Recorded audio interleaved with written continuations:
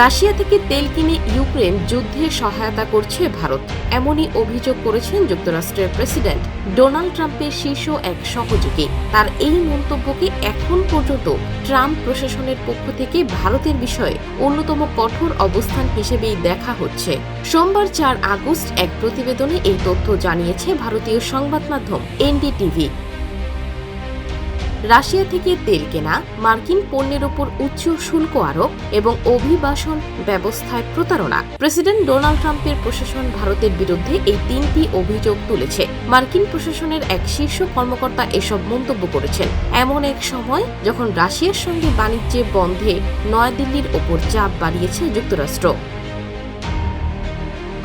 White হাউসে ট্রাম্পের deputy chief of staff Stephen Miller রোববার ফক্স নিউজের সানডে মর্নিং ফিউচার্স অনুষ্ঠানে বলেন, ট্রাম্প যা বলেছেন তা স্পষ্ট। রাশিয়া থেকে তেল কিনে ইউক্রেনের এই যুদ্ধকে অর্থায়ন করা ভারতের পক্ষে গ্রহণযোগ্য নয়। মানুষ জানতে পেরে বিস্মিত হবে যে রাশিয়া থেকে তেল কেনার দিক দিয়ে ভারত এখন চীনের সঙ্গে সমানে সমান। এটা একটা অবিশ্বাস্য তথ্য। মিলারের এই মন্তব্যকে এখন পর্যন্ত ট্রাম্প প্রশাসনের পক্ষ থেকে ভারতের বিষয়ে অন্যতম কঠোর অবস্থান হিসেবে দেখা হচ্ছে। তবে তিনি দাবি করেন ট্রাম্প সবসময় ভারতের সঙ্গে এবং প্রধানমন্ত্রী নরেন্দ্র মোদীর সঙ্গে দারুণ সম্পর্ক রাখতে চেয়েছেন এবং রেখে এসেছেন। মিলার আরও বলেন, কিন্তু আমাদের বাস্তববাদী হতে হবে। রাশিয়ায় এই যুদ্ধ চালিয়ে যেতে কিভাবে অর্থ পাচ্ছে তা মোকাবেলায় কূটনৈতিক, আর্থিক এবং অন্য সব পথ খোলা রয়েছে ট্রাম্পের সামনে, যাতে করে শান্তি প্রতিষ্ঠা সম্ভব হয়।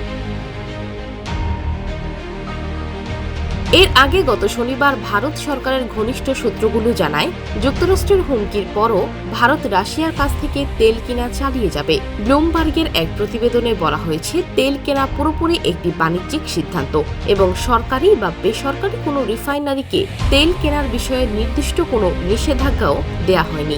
মূলত ট্রাম্প প্রশাসন ভারতের ওপর 25% শুল্ক আরোপ করেছে এবং যদি ভারত রাশিয়ার কাছ থেকে তেল কেনা চালিয়ে যায় তাহলে নয়াদিল্লির বিরুদ্ধে আরও পদক্ষেপ নেওয়ার হুমকি দিয়েছে ওয়াশিংটন। এনডিটিভির দাবি, ইউক্রেনের যুদ্ধ থামাতে রুশ প্রেসিডেন্ট ভ্লাদিমির পুতিনের ওপর চাপ বাড়াতে ভারতকে এখন অন্যতম লক্ষ্য হিসেবে নিচ্ছেন ট্রাম্প।